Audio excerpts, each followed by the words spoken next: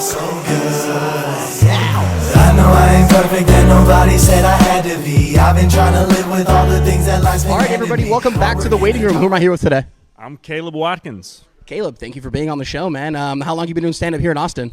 2 years next month. Oh, wow. Have you always done stand-up here in Austin, or did you start somewhere else? I started back in 2017 in Columbus, Ohio. Oh, wow. Yeah, OHIO. It's great out there. Hell yeah.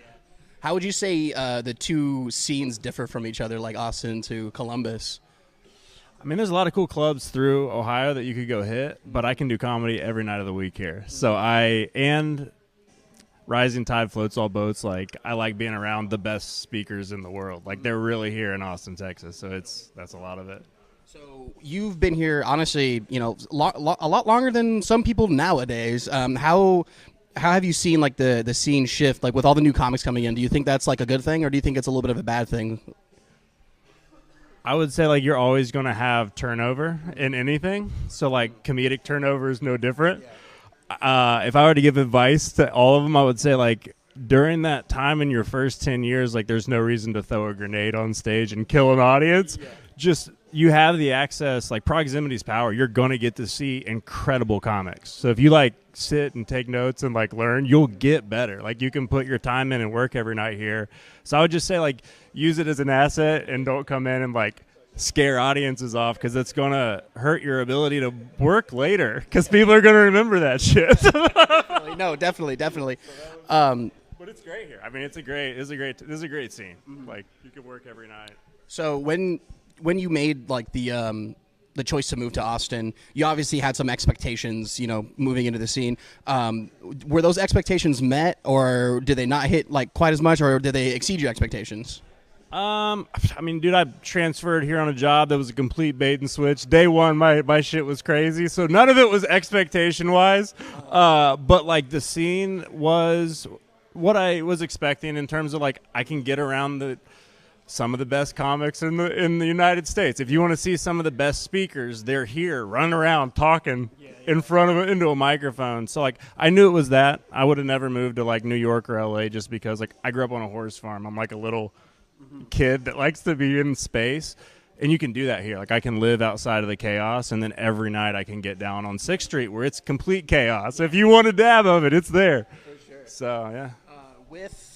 There's obviously a ton of mics, and there's a ton of showcases, and there's a ton of comics. Where's your favorite place to do stand-up? Like one of your favorite places. You don't have to.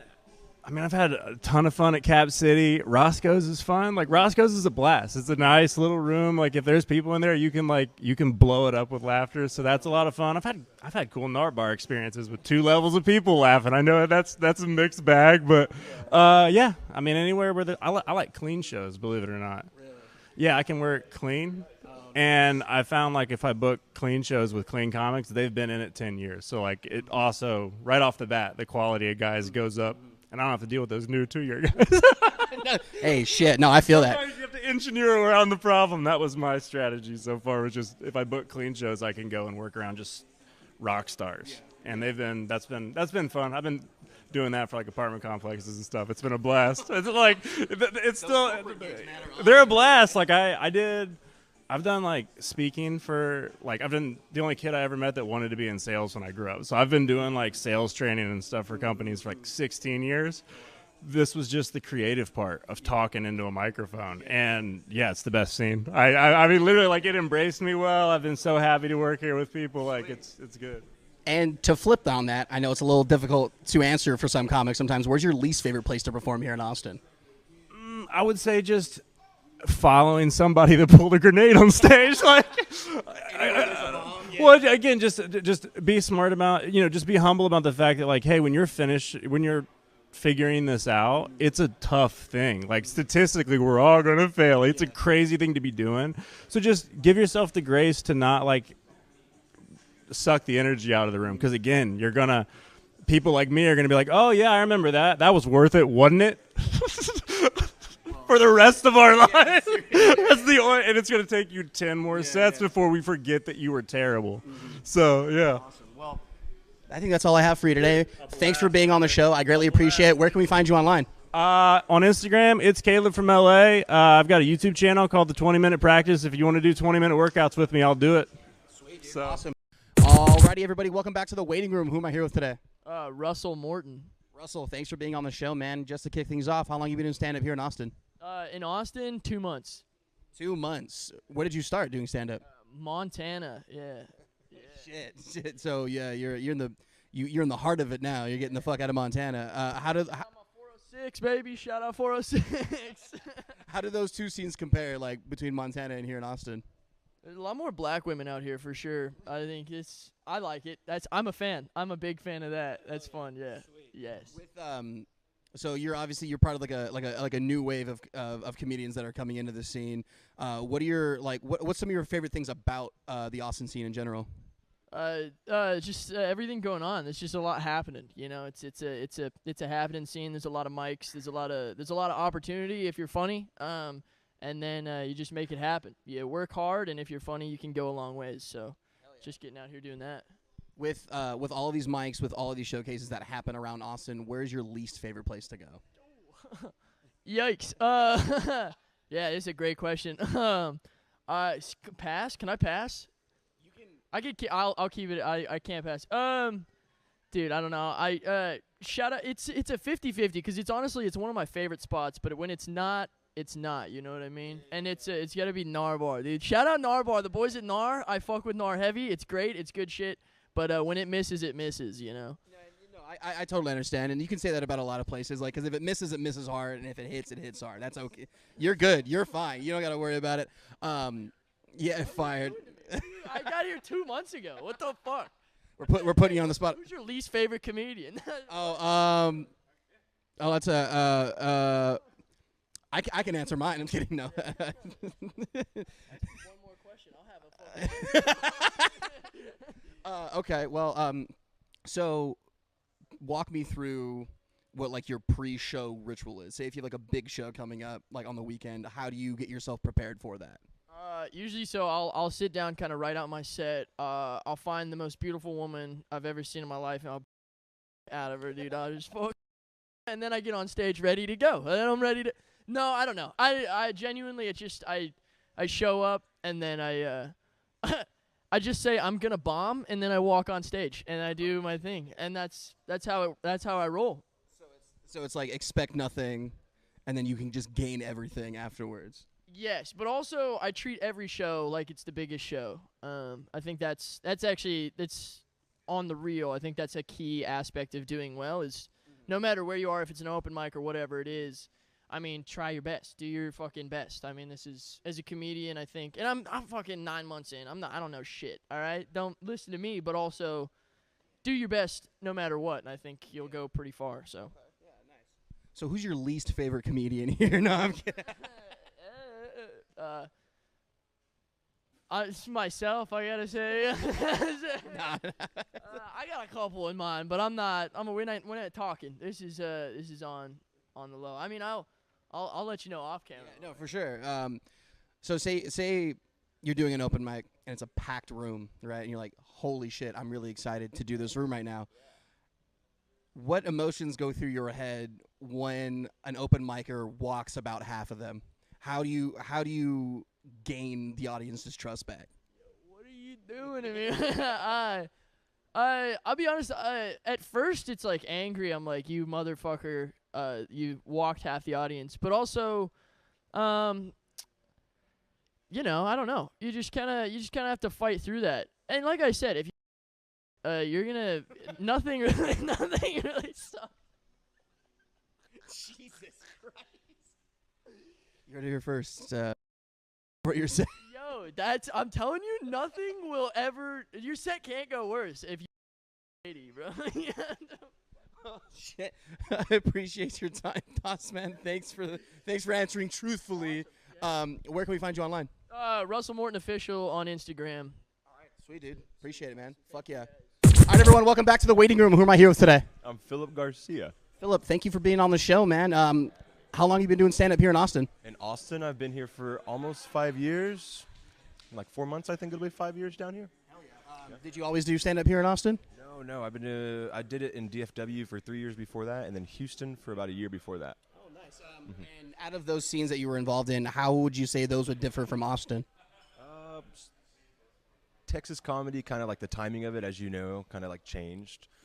Before like Rogan moved down here and that kind of comedy boom followed, like business-wise, obviously people, you know, the economy's grown a lot around stand-up comedy. There's multiple clubs. You know, DFW was a pretty good scene. Houston was great. They had a comic-owned club called Secret Group. It's still opened. And that's a phenomenal club, phenomenal people, and a really good, like, you got to be good in Houston. You got to be good, like, otherwise you're not going to get much. That's like a good bar to install in any scene, you know. They had like a weird, I don't know how to explain it. It was just, there was a hustle. And then DFW was great because the clubs were very inspired by the 80s comedy. So you learned how to kind of work what it means to work like syndicate clubs and how to deal with management and ownership and how to talk to those people and what they really want as, like, you know, a passerby comic or a feature comic that's traveling. And now Austin, as you know, is just a place where creativity has kind of boomed. It's been 5 years. Some people are arguing it's slowing down. I'm one of them. But it's good, man. It's good. I like this place. I meet a lot of really fun people. I'm from Texas, like I told you, my entire life. Austin has allowed me to meet Eagles fans. Whatever that's worth. So that leads me to my next question. With you being in the scene for, you know, quite a long time, more than most comics here in the scene, you've seen it boom and you've seen it maybe fall a little bit. How would you say, like, do you think it's changing for the better, or do you think it's changing for the worse? It's always getting better. I don't mean that facetiously. No, really. Also, really, I'm chewing my gum like really obnoxiously right now. It's to answer your question, yes, it's making it's better. It is more comics, the better. Yes, there's a lot of riffraff, but like, you know what I mean. You know what I mean? Of course there's going to be riffraff. We're a bunch of people who think about things in a stupid way. So of course there's going to be, you know, you could say it's like, I guess the bubble's bursting, but it depends how you look at it, I guess. Yeah. There's obviously tons of comics that are moving to Austin to pursue comedy nowadays. Do you think that they're coming in romanticizing the scene a little bit too much? Do you think they should falter their expectations a bit? Good question. I think that's one thing I think that's funny about that is there's not a single person who starts stand-up comedy with low hopes. You know what I mean? Like, no one starts stand-up comedy and they're like, I'm going to be like a town's host for the next 30 years and die a quiet death. No one does that. So is it romanticized, or is that just like a side effect of so many people moving here chasing their dreams? And that initial splash, of course, is louder. So I think that might be the answer for me. Yeah, for sure. Yeah. With all of the mics and all of the clubs that are here in Austin now, there's obviously a ton of places to do stand-up. Where are some of your favorite places to go and tell some jokes? Everywhere. I know that sounds crazy, but there's very few rooms that don't have like even a silver lining. My favorites have to be Sunset Strip Comedy Club. I have affinity to that place because I work there, of course. But man, Creek, the Mothership. I've only done the Little Boy, but that room's, you know, it's phenomenal. There's so many well-constructed rooms. Cap City is like a monolith of a comedy club. It transforms, and it somehow got like, some people say it got like not as homey, but it's inarguably one of the most beautiful clubs ever. It's got 2 rooms, perfectly situated, like bars upstairs, downstairs. Roscoe's on the east side is huge. This comedy club, this is my first time here at THC, in the comedy club, and this place is amazing. This is huge, and then everything is so nice. I mean, everything's upholstered. This might be the swaggiest. Or what is that the word? Swaggiest? Yeah, swaggiest comedy club in Austin. So, You hear that, Lewis? Your club is the swaggiest in Austin right now. It's the swaggiest club. Fuck yeah. Green Room. Shout out Green Room too. Oh yeah, shout out to the Green Room. I'll throw one more at you. With you know, you've been doing obviously stand up for quite a while. What do you like do like before a big set? Like, do you have like a pre-show ritual to like give yourself some luck or to get you all in the zone? What's that looking like? I think I actually like to have a conversation. I like to leave a conversation and go onto the stage. I don't like much buffer space. I've come to realize that. I like to be in the midst of a really heated green room conversation, or like flicking out a cigarette that just ended a good conversation, or doing something like this and then immediately hopping on stage. I think it's because my brain's like already kind of working. That's kind of, if I could do that every single time, obviously it doesn't offer itself, so I just pace. You can just drill a hole in the floor with your feet. Well, man, thank you for being on the show. I greatly appreciate it. Great to meet you. Yes, AJ. Yes, nice to meet you. Where can we find you online? Philip Garcia Comedy on everything. 2 L's in Philip. That's the important part. Yeah. Awesome. Sweet. Appreciate it, man. All right, everybody. Welcome back to the waiting room. Who am I here with today? Chris Cilio. Chris, thanks for being on the show, man. Just to start things off, how long have you been doing stand-up here in Austin? Oh, here in Austin, only like a month and a half. Oh, my God. Yeah, I know. I just got here. Oh, sick. How long have you been doing stand-up, like, as a whole, in general? 10 years. 10 years. Yeah. That's fucking awesome.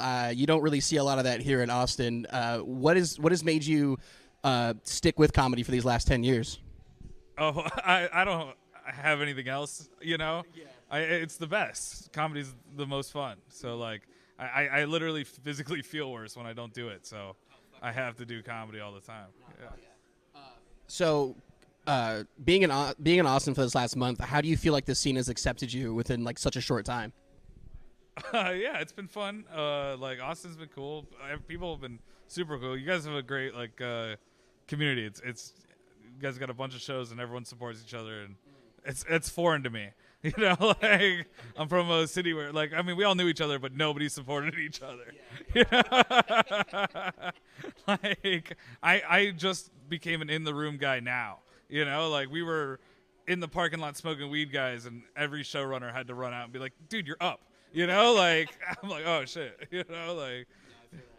Finally, I'm getting the respect I deserve as a clown. It's awesome.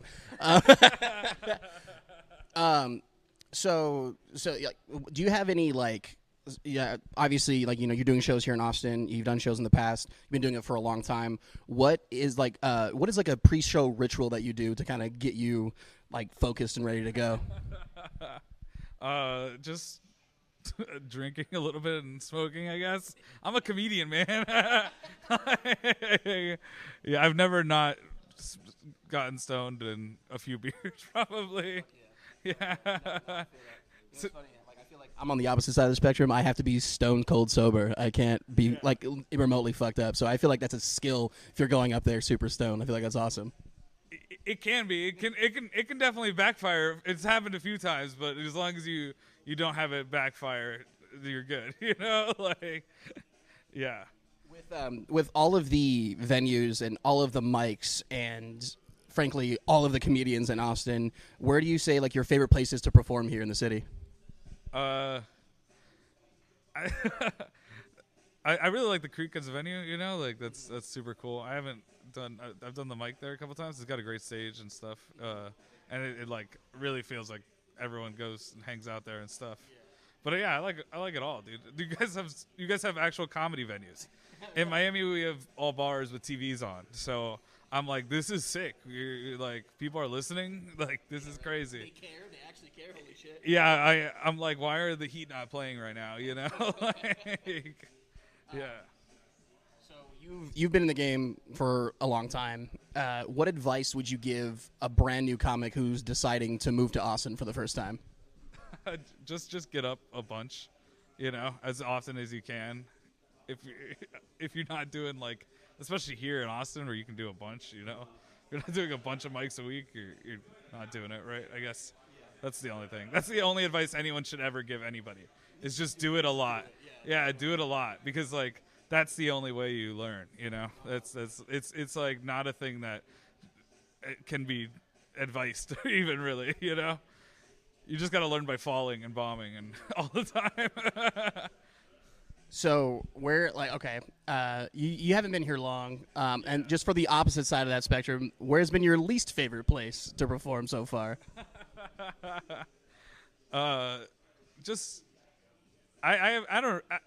They're all pretty much the same to me, dude. I don't know if you know this, you know. Yeah, it's true. I mean, an empty room's an empty room. Someone's gonna hear this shit. No, I don't know, man. Yeah, anywhere has been cool. Like, as long as it's not totally empty. It's more about the people than the place, for sure. Awesome. Yeah, for sure. Yeah. Chris, man, thank you for your time. I greatly appreciate it. My hands out right here for you. Fuck yeah, no, I got you, man. I got you. Where can we find you online? At Chris_Cilio on Instagram. All right, everybody, welcome back to the waiting room. Who am I here with today? My name is Anthony. Anthony, man, nice to have you on the show. How long have you been doing stand-up here in Austin?